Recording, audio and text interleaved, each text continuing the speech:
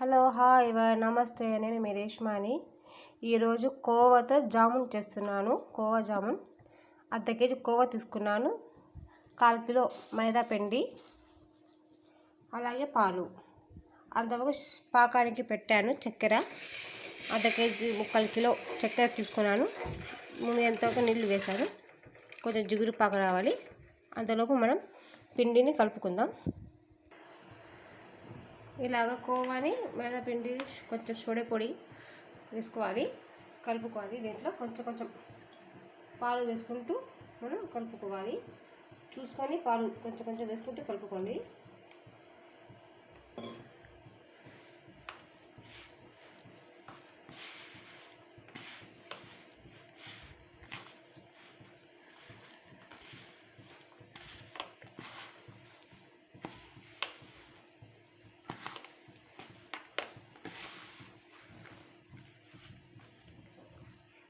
దీన్ని ఇలా కలుపుకున్న సాఫ్ట్గా వచ్చింది. కాసేపు రెస్ట్ ఇద్దాం. దీనికి పాకం రెడీ అయిపోయింది, పక్కన పెట్టుకున్నాను. మనం ఇలా కలిపి పెట్టిన దీన్ని రెస్ట్ అయిపోయింది 5 నిమిషాలు.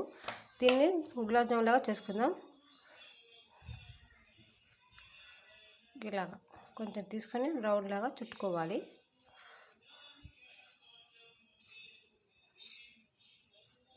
చేతికి నెయ్యి రాసుకొని ఇలా చుట్టుకోండి.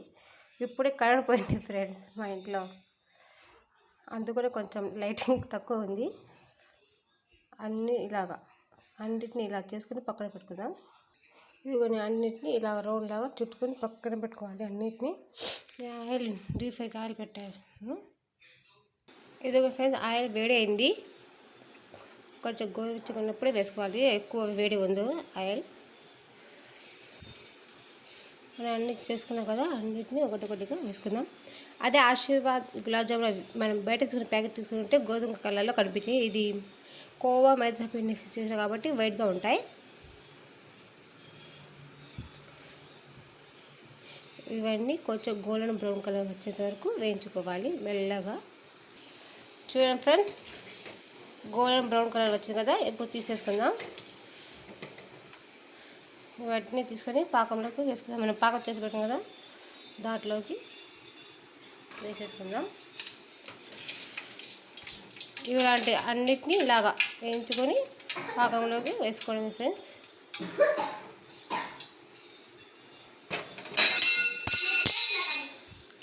ఇవే ఉన్నాయి కదా, ఒక టైప్ అయింది.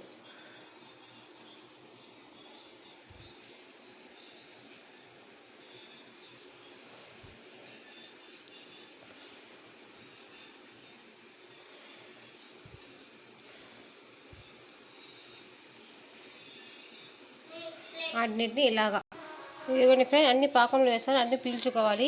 ఓవర్ నైట్ అంతా పీల్చుకుంటే పొద్దునకి చాలా బాగుంటాయి. పొద్దున ఎలా సాఫ్ట్గా ఉన్నాయో ఎలా ఉన్నాయో చూపిస్తాను ఫ్రెండ్. నా ఛానల్ సబ్స్క్రైబ్ చేసి లైక్ కొట్టి షేర్ చేయండి. నా ఛానల్ని మోటివేషన్ ఉంటుంది ఫ్రెండ్. కొత్తగా పెట్టుకునేందుకు నాకు మోటివేషన్ చేయండి ఫ్రెండ్. బాయ్ అందరికీ. మళ్ళీ పొద్దున కలుద్దాం. Bye, see you.